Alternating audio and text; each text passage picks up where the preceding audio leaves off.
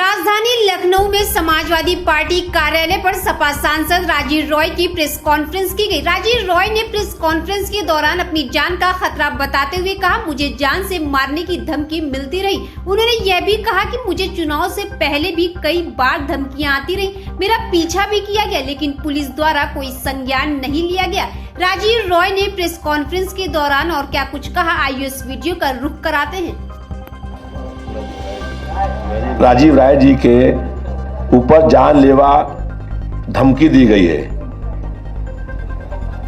और उसके बाद बहुत प्रयास के बाद मुकदमा लिखा गया है।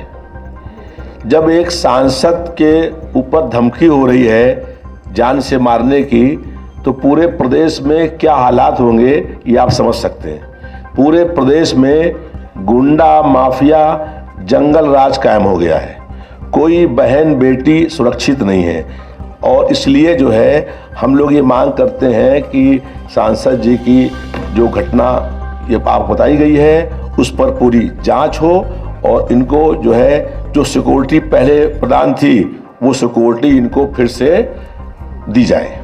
कुछ समय लोग पीछा भी करते हुए हमने देखा था, तब तत्कालीन 22 के चुनाव की बात कर रहा हूँ, तत्कालीन एसपी को मैंने बताया, वो उल्टा हमें ही प्रवचन देने लगे। गुजर गया। जब मैं चुनाव लड़ रहा था तब भी मुझे कुछ नंबर सुनाप और बाहर के नंबर मोस्टली इंटरनेट के नंबर होते थे। मैं लगातार पुलिस को बताता रहा, कभी कुछ संज्ञान नहीं लिया गया। जो पिछला एपिसोड है 20 तारीख की घटना है,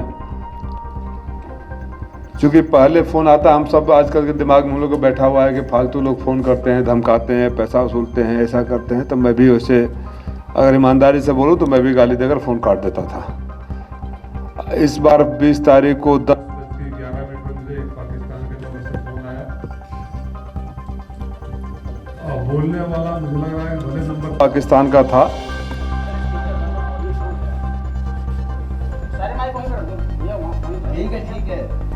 बोलने वाला भले ही पाकिस्तान का नंबर था, लेकिन मुझे यकीन है कि वो कहीं ना कहीं इंडिया का था। उसने अपना नाम विजय बताया और हिंदी में बोल रहा था। हिंदी और उर्दू में थोड़ा बहुत तो फ़र्क हम सब जान ही जाते हैं, ख़ास तौर से जो लखनऊ से रहा हो और जिस तरह से रहा हो। इस बार उसने मेरे बेटे का नाम तक ले लिया, ये एहसास दिलाने के लिए कि जिसको मैं हल्के में ले रहा हूँ वो हल्का नहीं है। कुछ दिनों में कि मेहमान हो, बहुत उड़ लिए, जहाँ तक पहुँचना था पहुँच गए। तुम्हारी ज़िंदगी का ख़त्म होने वाला है और जितना करना बोलना है कर बोल लो। मैं इस बार भी हर बार की तरह फ़ोन डांट कर काट दिया, नंबर ब्लॉक कर दिया। कुछ समय बाद एक रिटायर्ड IPS अफसर उत्तर प्रदेश के ही DG रैंक के मुझसे मिले और उन्होंने मुझसे कहा कि आप पुलिस को क्यों नहीं बताते हैं, पढ़े लिखे हैं, सांसद हैं। मैंने कहा पुलिस को पहले कई बार बता चुका हूं, लेकिन पुलिस तत्कालीन वर्तमान SP के बारे में तो नहीं बोलूँगा। तत्कालीन SP जो अविनाश पांडे थे उनको तो मैं स्नैपशॉट भी भेजा। कुछ इंडियन नंबर से मुझे उल्टे सीधे मैसेज आते थे, इस बार भी आए हैं। उसको नंबर भी मैंने दिया है SP को और FIR में दिया है। DG साहब ने बात किया आजमगढ़ DIG से, वो नहीं थे। थोड़ी देर बाद DIG साहब का फ़ोन आता है, मैंने एक्सप्लेन किया, बोले नहीं गंभीर मामला है, आप एक लेटर भेज दीजिए। हमारे यहाँ के SP छुट्टी पर थे, जो कहा जा रहा है कि मैं 23 को कंप्लेन दिया।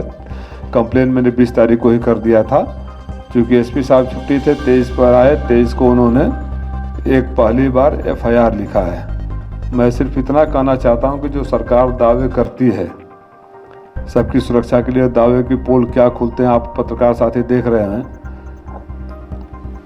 आज मैं सांसद हूं और किसी बड़े रिटायर्ड IPS अफसर के, DG रैंक के IPS अफसर के इंटरवेंशन से मेरा एक शिकायत ले लिया गया है।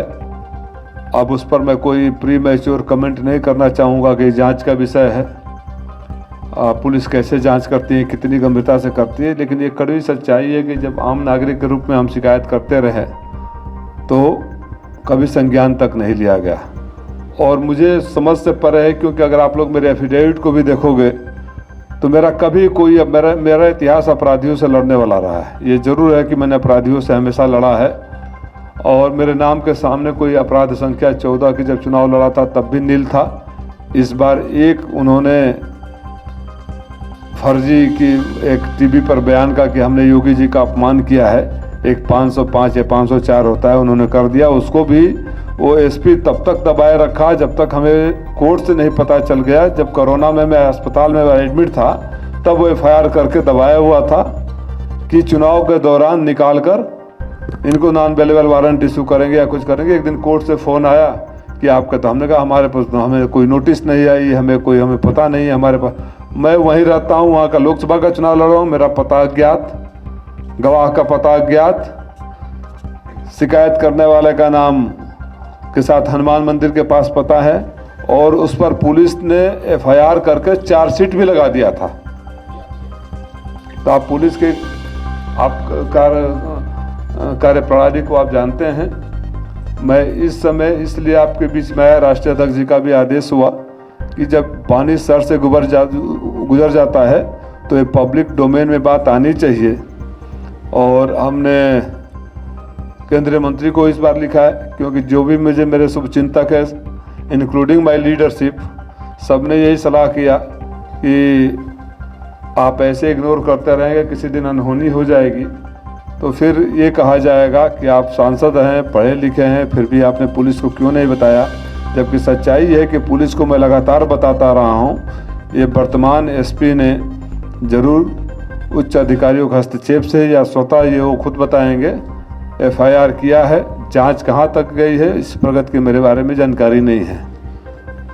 ये बात आपके माध्यम से सरकार के संज्ञान में भी लाना था, क्योंकि सरकार तो कह देगी कि हमें कोई सूचना नहीं है।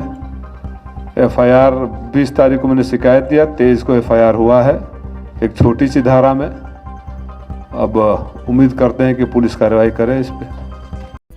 देश विदेश की ताज़ा खबर पाने के लिए हमारे चैनल NTV निष्पक्ष को सब्सक्राइब करें व बेल आइकन दबाना ना भूलें।